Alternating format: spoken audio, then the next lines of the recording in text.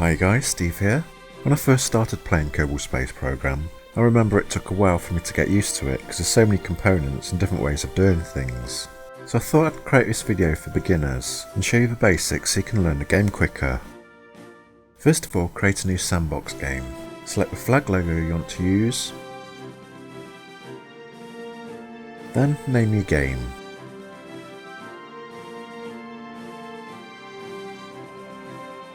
You could alter your game options, but I'm just going to leave them as they are.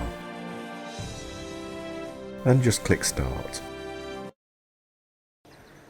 This is your space centre, but not all the buildings are available on this game mode. The ones that are closed are Mission Control, Research and Development,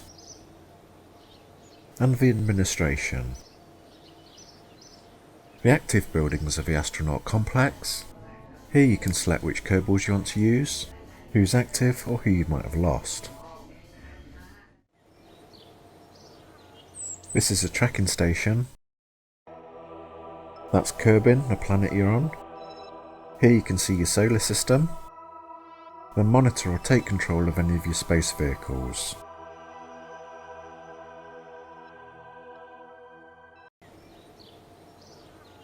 That's your launch pad, where you launch all the rockets from. Here you can select which rockets and crew you want to send up. This is your spaceplane hangar. Spaceplanes are a lot harder to build than rockets, so we won't be going here on this tutorial. The place where we'll be spending all of our time will be in the rocket hangar, so click it and let's begin. This is where we're going to start building our rockets. Let's first quickly go over all the different components. In the top left you have the tabs for all the different parts. Pods control your space vehicle. You have small capsules that hold one Kerbal, large ones that can hold 3, and different shaped ones. You also have unmanned control pods that you can use for satellites or unmanned rockets. These come in different shapes and sizes. Next we have fuel tanks. These hold liquid fuel propellant for your liquid fueled engines. You can get large ones, which is a bit too big for this capsule, so I'm going to pick a smaller one more suitable to the size of a pod. That's more like it. You can also stack fuel tanks underneath each other. Next we have all the different types of engines. There are two main types, liquid fueled rocket engines and solid rocket boosters. Liquid fueled are a lot more versatile than solid rockets. You can move the fuel around in the liquid fuel tanks and also change how much thrust comes out the engine.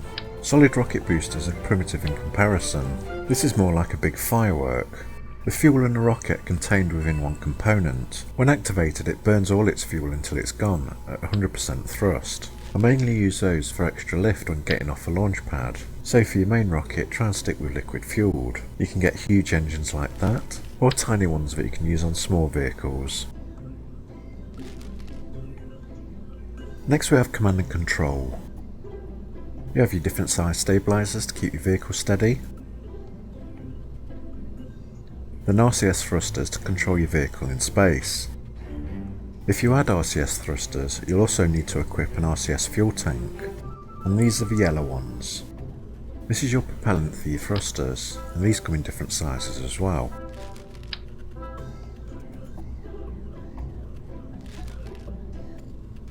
Okay, next we have structural. Here you have your body parts, connectors and decouplers. So if you wanted to join a large section of a rocket to a smaller section, you can use these parts to do just that. The main parts you'll be using are the decouplers. These separate sections of your vehicle that can be ejected once activated. You place a decoupler between the sections you want to split apart. So if you've used all your fuel in a rocket below, you can eject it, then separate the capsule ready for re-entry so you won't have to carry the empty fuel tank around. It's always best to get rid of used up components because there's no point carrying them around.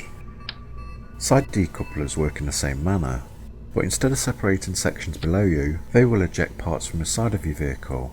So if you wanted to stick a couple of solid rocket boosters to your side, you can do. Then once they've been used up, you can just attach them. If you create a huge rocket or one that's uneven at the bottom, your vehicle might fall apart once it's on the landing pad. If that's the case, you can use these support structures to hold it above the ground.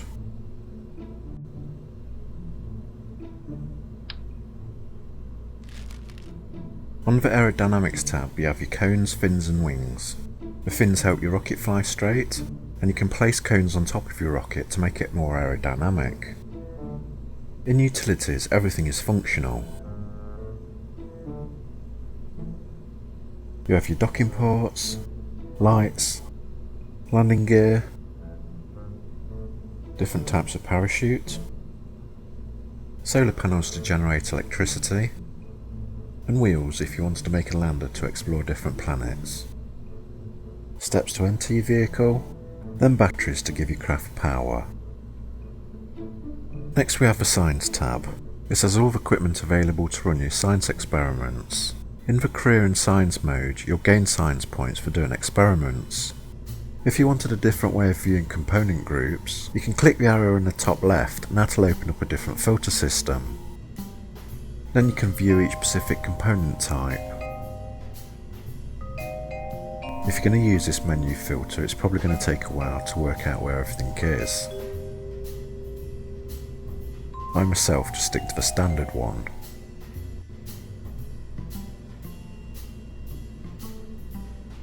And you can even create your own custom groups. Okay, there are other parts we can use, so let's start building a rocket. Click New to start afresh. I'm going to start with a small one-man capsule. This is your payload, and the bigger it is, the bigger the rocket has to be to carry it into space. Next I'm going to add propulsion. You might be tempted to use a solid rocket booster, but you soon find out that's a mistake. You won't get very high and there's no control. So I'm going to add a liquid fuel tank, then a liquid fueled engine. There we have a very basic small rocket. The fuel tank, engine and capsule. To show you the pros and cons between a large engine and a small one, I'm going to fit a large engine first to show you the difference. Okay, let's launch it and see how high it can go. With liquid fueled rockets you'll need to throttle up. That's the shift key and the control keys to throttle down. Then press space to activate the first stage, which is your engines. Because you have a large engine on such a small spacecraft, you can accelerate really quickly. However, if you notice in the bottom left, the green bar is your fuel and you're using it up too fast. You might be able to gain height faster, but it's not very efficient and you run out of fuel. The bigger engine you have, the more fuel you have to carry, and that means more weight. So you're going to have to learn to balance your thrust and your weight.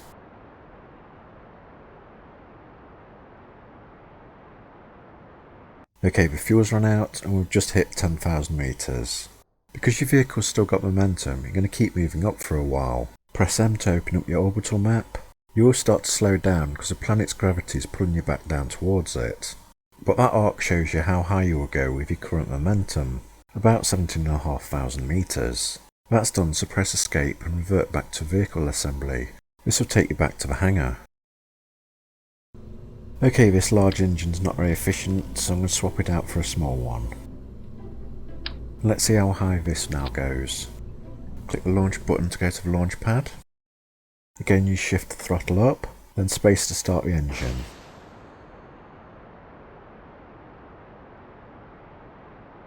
As you can see, it's moving a lot slower because of a smaller engine, but the speed is still accelerating, so it's going to keep going faster.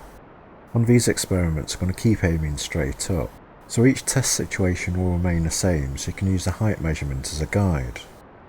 Let's quickly go over the flight display panels. At the bottom centre you have your nav ball. It shows you which direction and angle you're headed. At the top of it is your velocity. You can click it to change from surface to orbital speed. To the left side shows your throttle and to the right shows your g-force.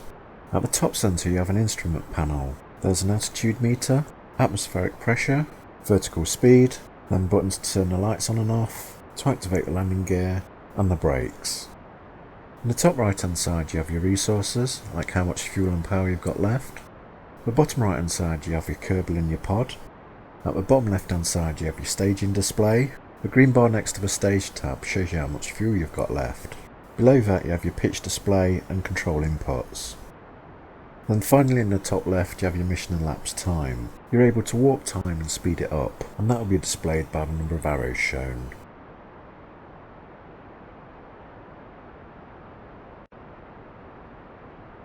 We're coming to where the fuel ran out before on a large engine.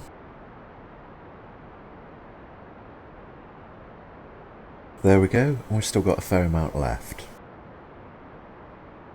At this altitude the atmosphere is thinner, so it gives less resistance when moving through it, and that in turn increases your speed. If you want your rocket to fly steady in one direction, press T on your keyboard. That will activate your SAS and keep you on a steady heading. It's like an autopilot that helps you fly straight.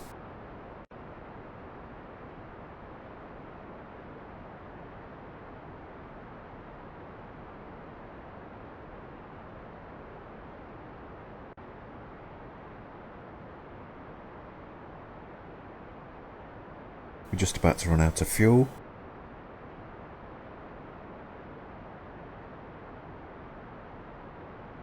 There we go, with a smaller engine and the same amount of fuel, this time we reached 34,000 metres. Press M again to open up your orbital map. This time our velocity will take us to 78,000 metres. Now we're going to add a second stage to this rocket. Press escape again and go back to your hangar.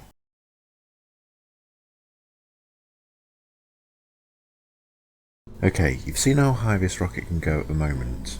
What we're going to do now is put another rocket section underneath this one, and that's going to carry this rocket up before we activate it. Go to structural and pick a horizontal decoupler, then place it at the bottom of your rocket. Don't worry, your engine's still there, they've just covered it to make it look better. Next go to fuel tanks, then add a couple of these small ones underneath. That's the fuel we need, all we have to do now is pick the engine. And just see which one's got the most thrust. I've picked the larger engine I originally used in the engine test. If you now notice in the bottom right you have orange tabs. These are the different activation stages of your rocket. Mouse over the bottom one and it'll highlight the first stage that will be activated, which is your main rocket engine. Now mouse over the decoupler that's actually on your rocket and you see that it highlights in the orange tab, and vice versa. The last stage that will be activated is the engine of a small rocket on top. Okay, this is ready, now go to the top and name your rocket. I'm going to call mine Rocket 1. Click save, and let's launch it.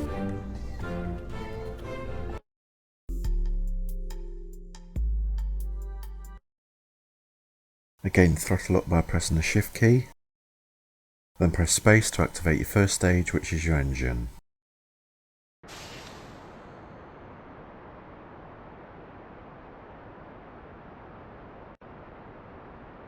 The fuel that's being used now is in your fuel tanks below your decoupler.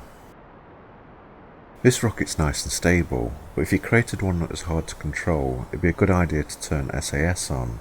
That stands for Stability Augmentation Systems, which basically uses all the control equipment you put on your rocket to keep it steady and flying straight. Having a rocket in two stages means the bottom section can lift the top rocket high up and give it its velocity without the small top rocket having to use its engines or fuel. Basically, instead of a small rocket launching from the ground, it starts high up, with the added bonus of the speed it's already travelling at.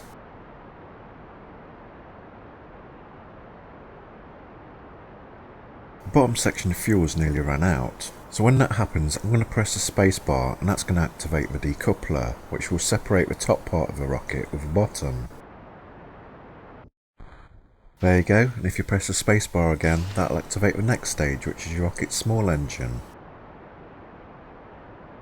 So instead of beginning at a launch pad at a standstill, the rocket starts from this high up at its current speed. That's why staging your rocket is so useful.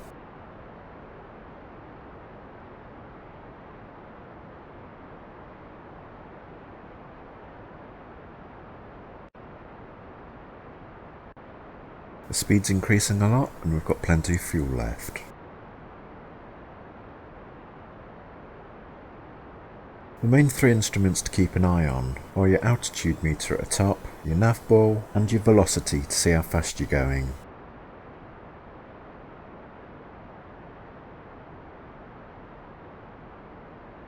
Again, I'm just going to head straight up just as a height test.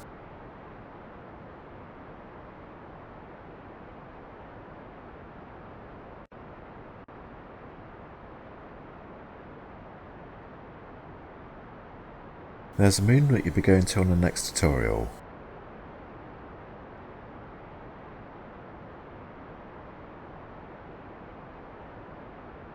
I press M to open up my orbital map. As you can see, the height difference is huge compared to before, and I've still got plenty of fuel left.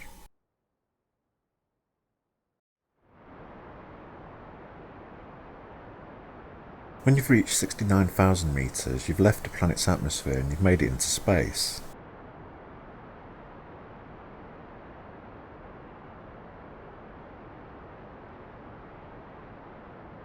You wouldn't normally head straight up like this as it's completely inefficient, but like I said, I'm just doing it now to show you the height difference.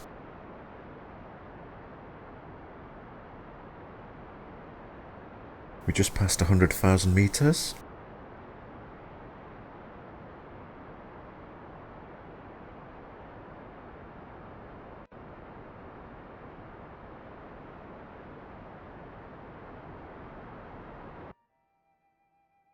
The trajectory is 460,000 meters and counting.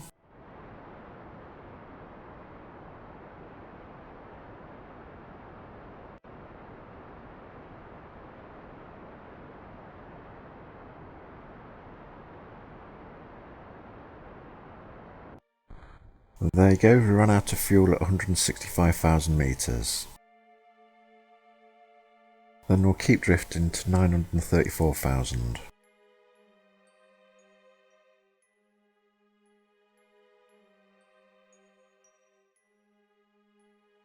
As you can see, the trajectory is on an arc back to the planet. That's because even though we're out of the atmosphere and in space, Kerbin's gravitational pull is still pulling us back down. Later I'm going to show you how to get around this and put a satellite into orbit. You can speed up and slow down time with the comma and full stop keys.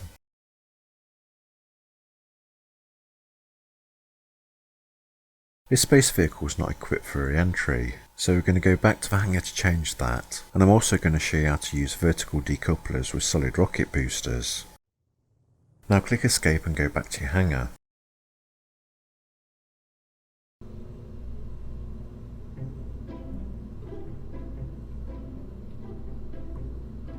Okay, let's start by separating the capsule with the rest of the rocket. Click on the rocket below the capsule and drag it down. Next select a horizontal decoupler and place it under the capsule.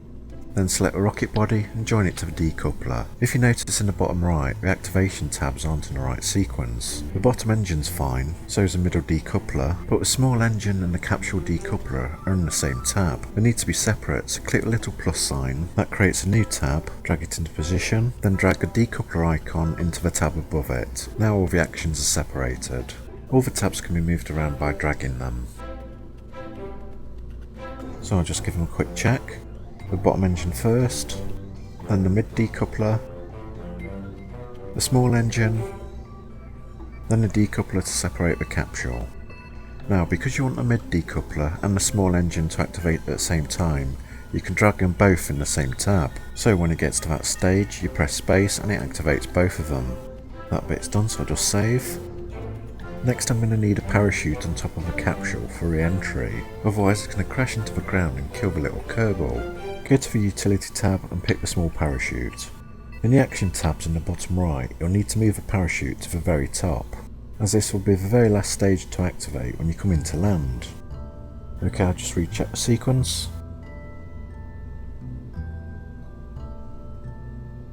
Now when we activate that decoupler and separate the capsule, we can activate the final stage, which is a parachute, and that will bring a capsule down for a soft landing. We are now going to add two side decouplers. Click structural, select a decoupler. There are two tools in the bottom left that can help you place items. Angle snap lets you perfectly align objects, and symmetry mode mirrors the object you place on the other side. Each time you click it increases the number of duplicates it makes, but I've just placed two this time. Next go to engines and pick a solid rocket booster. Place it on the end of a decoupler. Then go to aerodynamics and put a small cone on top of a booster. Because you've used symmetry, everything could be mirrored to the other side. The activation sequence will now be the solid rocket boosters first, then the decoupler, then the main engines in the middle. So this time it's going to work with the outer two solid rocket boosters lifting up the middle rocket. We'll just save that and let's launch. Now you don't need to throttle up your solid rocket boosters, but I like to do it anyway in case I forget by the time we get to the liquid fueled engine. As you can see, we're using the solid rockets to lift the central rocket up. The two outers are doing all the work, and when they're spent we can activate the middle rocket. We're accelerating quickly. I won't be going into space on this test as it'll take too long, so instead when these boosters are done I'll show you the different stages and then go on to the next part. But you can carry on and use all your fuel up to see how high you get.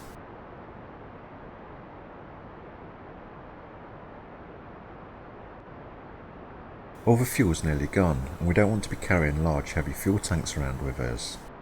So when the fuel runs out you press space to activate the side decouplers and you get rid of them. Then you press space again to activate your liquid fueled engine. You can have those actions together in one tab. So with this high up and we still have all the fuel in the bottom rocket section, I'll just throttle down so the parts don't crash into each other and press space to decouple. And when the bottom fuels run out we have what's left in the top section. You would be in space by now, but even though the rocket's small it should get you in a trajectory back to Earth. And finally when the capsule's ready to enter Earth's atmosphere, press space again to decouple and separate your capsule. Then to make sure you got a soft landing, you press space again to activate your parachute. And your Kerbal should safely return back to the planet. Okay, on to the next part. Press escape and go back to your hangar.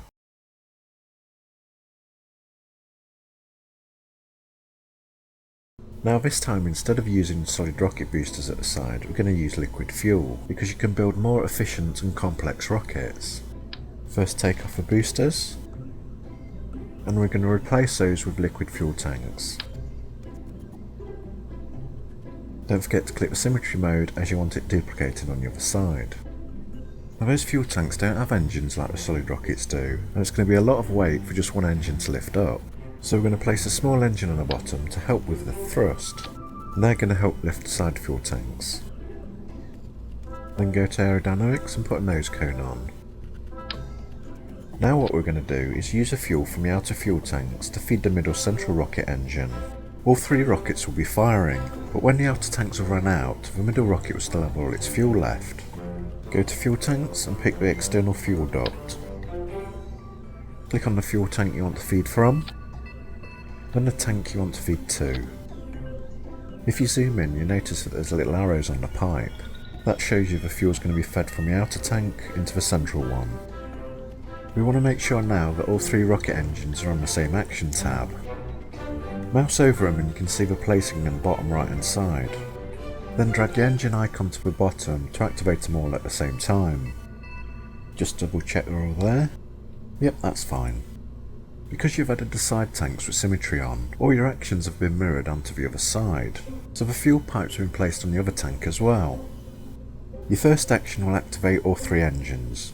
When the side tanks are empty you'll decouple them, the central engine will be still firing and it will have all its fuel at that point. When that's empty the bottom section will be decoupled, and the other stages will remain as before. Okay, let's save it and launch. I'll just zoom in, then throttle up. Right, when we activate the first stage all three rocket engines will fire. I like to turn SAS on to start with just to make sure I fly straight. Then press space to lift off. We have all three engines activated, but we're only using the fuel from the outer tanks.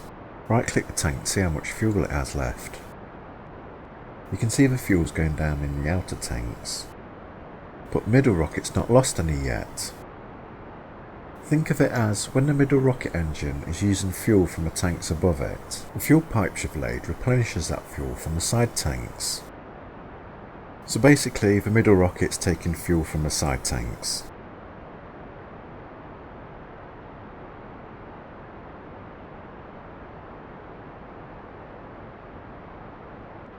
I check the middle tanks again and can see there's no fuel being used. In the bottom left you can see how much fuel is remaining compared to when the rocket was full. The empty space shows the overall use of the entire rocket. So even though the central middle rocket is full of fuel, it still shows the empty space from the other tanks as the fuel capacity in its entirety.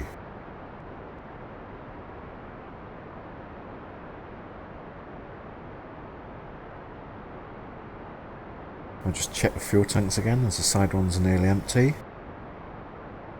Both readouts correspond with each other, so you can see it from either one. The outer fuel is nearly gone, so I'm going to switch to the middle fuel tank so you can see the crossover when I eject them. As you can see with the empty tanks ejected, the fuel gauges are now showing the tanks are full. It's only now that the main rocket engine is using the fuel above it. Again, it will take too long to use all the fuel up, so I'm just going to quickly separate the stages. So we have all the fuel left in the bottom section, and when that's done we'll decouple. And then we have all the fuel left in the top section. And then when we go back to Earth we can decouple and be left with the capsule. Okay, that all works fine, so back to the hangar. At the moment we've got 2 external fuel tanks, but we've got room for another 2. So this time I'm going to show you how to connect one fuel tank to another and then to a central rocket. Choose the same side decoupler as you did before. Turn on the symmetry mode, then place it at the same height as the other ones. I could have selected 4 times symmetry to do all 4 sides at once, then move into different staging tabs, but you're just starting off and this is easier. Then we add the fuel tanks, the nose cone, and the small engines again. Just make sure everything's balanced. At the moment we have 2 external fuel tanks feeding fuel to the central rocket, and what we're going to do now is connect the new fuel tanks to the original ones. Go to tanks and select the fuel duct, then click on the new fuel tank and connect it up with the old one. What's going to happen now is those new fuel tanks are going to power all 5 engines. These 2 tanks are going to empty first, leaving the other 2 tanks and a rocket full of fuel. Next the other 2 tanks will empty, and that will leave you with full tanks in the central rocket. Because we've added new engines we need to sort the action tabs out. All 5 engines will need to fire together, so mouse over them to see where they are, then drag them all into one tab. Then move that tab down to the bottom as that's the first thing to activate. I'll just double check all the engines are there. All the rockets will fire together, so when the first pair of fuel tanks run out you'll activate the decoupler and that'll get rid of the empty tanks. Then when the second pair run out you activate their decoupler which will eject their tanks, and the rest of the stages we've already tested. So go to save, then launch. Now when we press space and activate the first stage, all 5 rockets will fire together. Throttle up, turn on SAS, and we have liftoff. From the top you can see how the fuel tanks are feeding each other. The fuel is fed from these outer pair, so these get emptied first, then these, and finally the central fuel tanks get used up. If I right click the tank you can see the fuel going down in this one, but this tank's remaining full, and so is the central one. All 5 engines are using the fuel from these outer 2 tanks. This small rocket just has 4 outer tanks, but on the bigger ones you can have 6 or 8 if you wanted.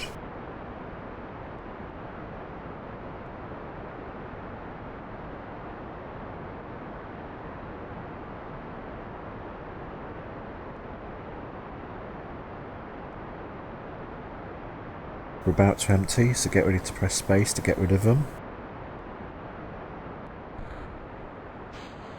And that leaves all the remaining fuel tanks full up.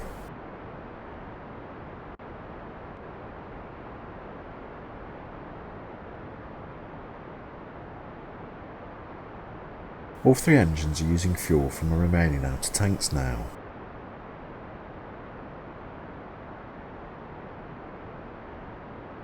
I'll right click on the outer tank to check, and the middle tanks remain full. Just see how high I'm going.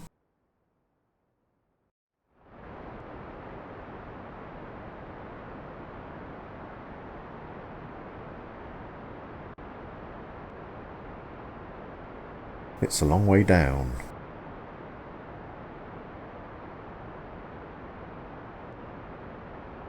On this test we're going to go into space. I'm going to let the Kerbal do a spacewalk, then we're going to land back onto the planet. 27,000 meters and counting.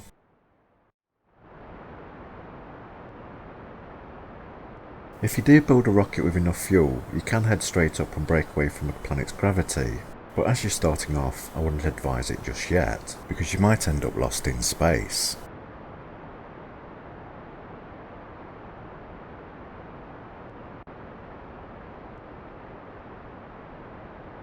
The outer tanks are almost empty, so I'm getting ready to eject them.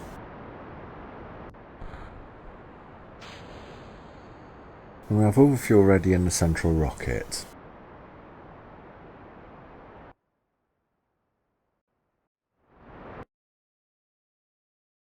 We don't need to use any more fuel for this test. My speed and momentum will keep me travelling up. As we did before, if you travel straight up, the planet's gravitational pull will bring you back down again.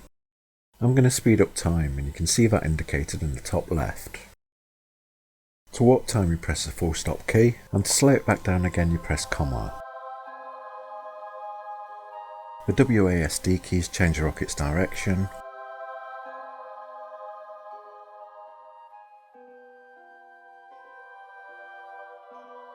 and the Q and E keys rotate it.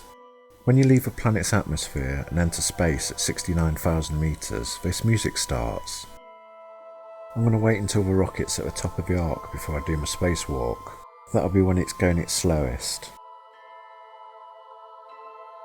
If you EVA when you're moving too fast, you'll be ripped from a rocket. I don't need the bottom section, so I might as well eject it. In space, the explosive force from the decouple will push the rocket segments apart. Okay, I'm at the top, time for my spacewalk. Mouse over the portrait in the bottom right and click the EVA button. This lets your Kerbal leave your capsule. Jebediah is your first Kerbal to do a spacewalk. As your rocket falls back to the planet, it will start to speed up, so you need to get back inside before you're pulled away from it. So press F and you'll board your pod again.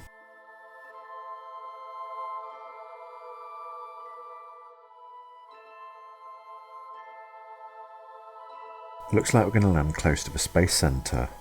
Kerbin keeps rotating, so you won't end up exactly where the end of the arc is. When you re-enter the atmosphere at 69,000 meters, this music will stop again.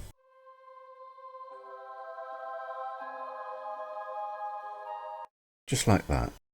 Now, I don't want to carry this fuel tank around, so it's time to eject it. Time's still sped up and so are my actions. You want to face the bottom of a capsule pointing down towards a planet. The bottom will be heat shielded if I go into that much detail, and the parachute will be on top. If you speed up time too much, a warning sign pops up. Around 22,000 meters, the friction of hitting the atmosphere will generate heat. Only use your parachute after this stage, or it will get damaged and detach.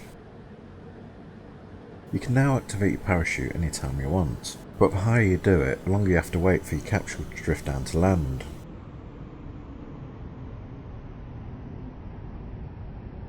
This'll do. The parachute could also rip off if you're moving too fast. That was a small fuel tank crashing into the ground. I'll speed up time a bit so we'll land quicker. Sometimes if you speed up time too much, the actions of your vessel get so violent that it tears itself apart. That's why the pop-up warnings come up. Like here, if I warp time too fast, it might tear the parachute off. Now Kerbal has made it safely back to Kerbin. You can leave a capsule by pressing the EVA button, then get out and let him stretch his legs. Oh, he's fell on his ass.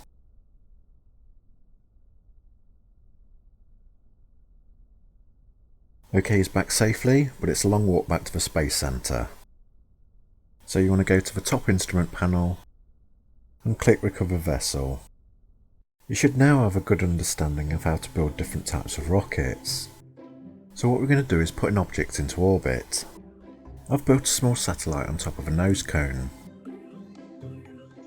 We have a control unit, solar panels, antenna and battery, and an RCS fuel tank and thrusters. Right, let's start building a rocket. I'm going to start with 2 liquid fuel tanks.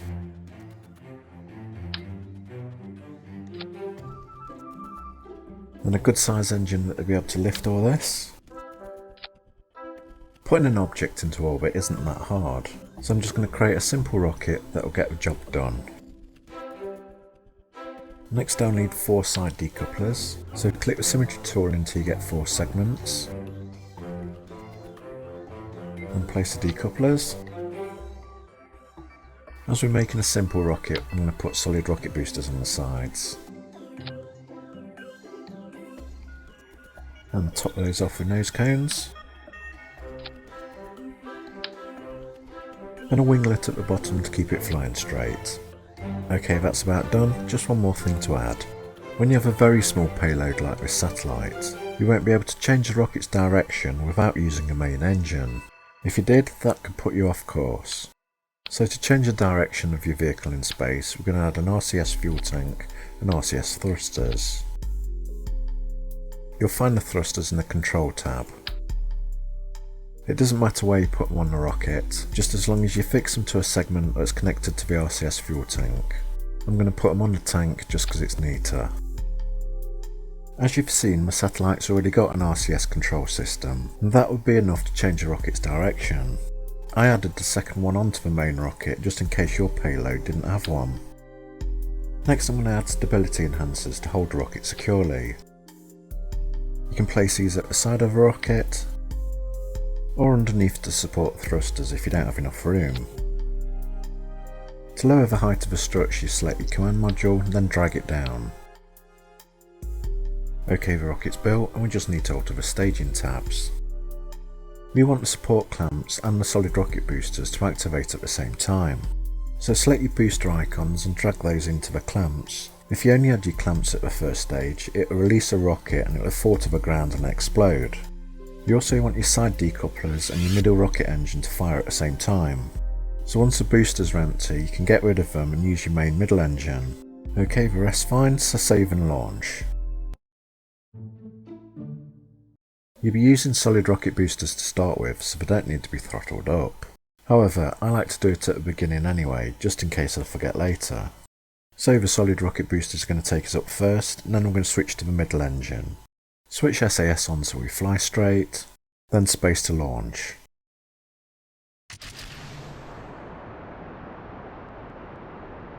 Now, unlike the other height tests when we just went straight up, on this mission we'll be using proper trajectory to get us into orbit, and then later you'll be able to get to the moon. With solid rocket boosters it's simply better just to go straight up. They're extremely hard to control, so if you change your direction you're likely to crash. I right click the booster if I want a more precise readout of how much fuel it's got left. When you build a rocket, think of it as a pyramid. Your payload is at the top and you need a rocket big enough to be able to lift it. The bigger the payload, the bigger the rocket needs to be. At the top you have smaller, lighter rockets, and as you work your way down, the rockets get bigger and more of them.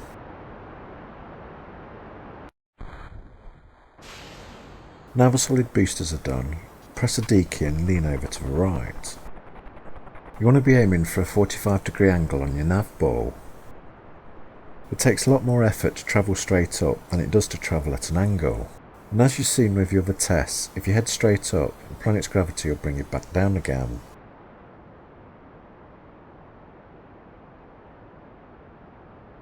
The little yellow icon that looks a bit like a plane on your nav bar is your prograde. That tells you which direction you're currently moving. Click M to open up your map, and then click your navbar tab at the bottom to open it. As you can see, our trajectory arc is a lot wider. And what we need to do is gain enough height to get into space, but we also want to fall off the end of a planet and keep going round and round. And that's basically what an orbit is, controlled falling where you never hit the planet's surface.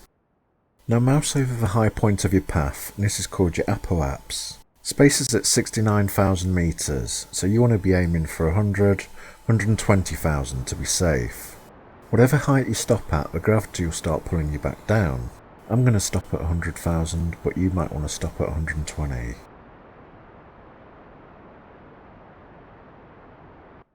Then you press X to stop all thrust. Now on the highest point of your path, left click, add a manoeuvring node. Click Add Manoeuvre. Some icons will pop up, and these will help you plan your orbit.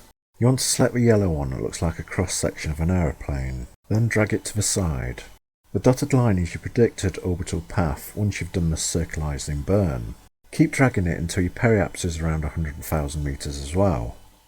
And that will create a fairly good circular orbit. Both points need to be above 69,000 meters, otherwise you'll re-enter the atmosphere. You can move the other directional icons to change your orbit's angle.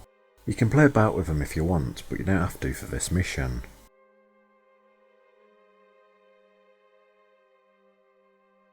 I'll just recheck the heights. It doesn't have to be perfectly matching, just as long as it's still in space.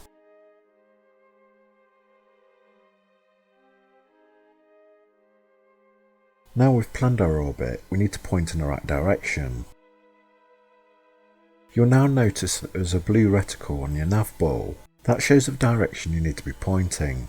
If you try and turn without any thrust, it's not going to do it. So you need to turn your RCS thrusters on. That's the R key on your keyboard. Now you can turn towards your target.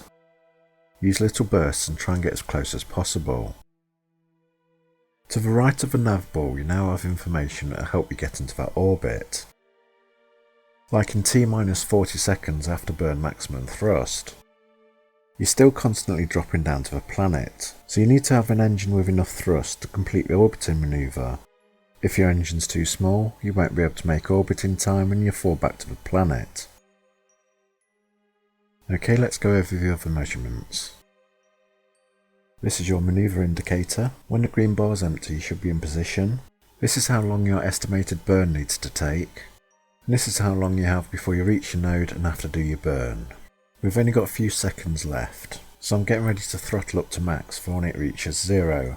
When you get used to this, it is best throttling up 10-15 seconds before it reaches 0, but we're doing it like this for now because it's easier to remember. When the green bar reaches the bottom, you should have finished your orbiting manoeuvre. You can see the orbital path getting wider and wider. We're still heading in the right direction. At this point it's best to change to a top view of Kerbin. That way you can see how your orbit's progressing. As you reach a circular orbit, you can slow your thrust down, or you can press X to stop it. It might be best to slow your thrust down for now before it reaches its position. The orbit won't be exactly as you predicted, as you took time to create it and you move slightly towards the planet. That's why when you start to get better, you start your thrust 10-15 seconds before it reaches 0. You can select the manoeuvre node and then click the little X to remove it. Mouse over the tabs to see how high the orbit is. Again, we don't have to be exactly the same, just as long as we're above 69,000 meters. And if they both are, you've created an orbit and you won't fall back to the planet. One side is slightly lower than the other, which is okay for this tutorial because I can show you how to adjust the orbit. I'm going to speed up time and position myself at the highest point. That's at the other side of the planet.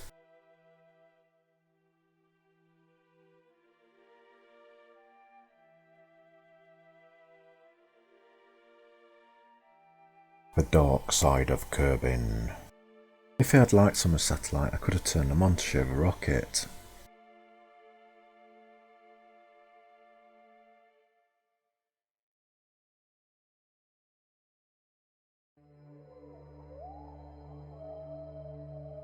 Okay, we're getting close to the high point of the orbit, so click on it and create another manoeuvre node. And as we did before, click on the icon and slightly drag it out so it's the same height both sides.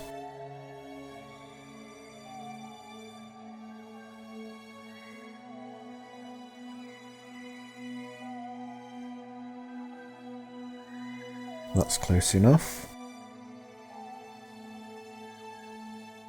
Now again, turn on your RC thrusters and turn towards the blue mark on your nav ball.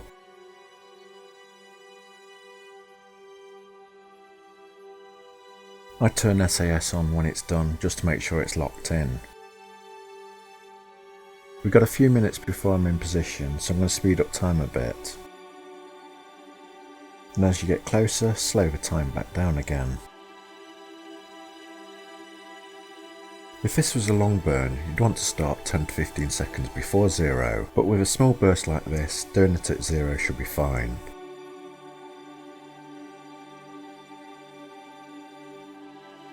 Because there's no atmosphere and not much gravity, it'll only take a little bit of thrust to get you into position. And there you go. You can use this method to go into a higher or lower orbit. Get rid of the manoeuvring node as you don't need it anymore. We're now in a good circular orbit.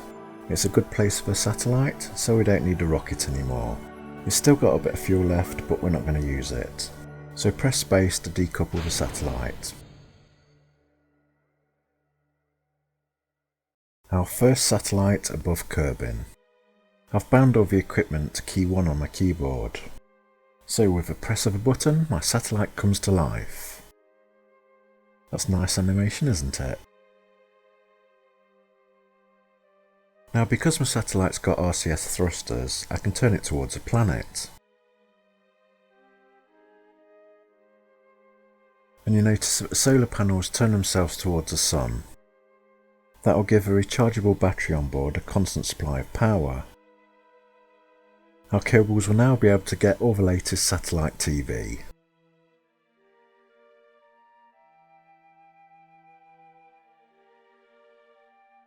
I'll speed time up so it does one full rotation of a planet.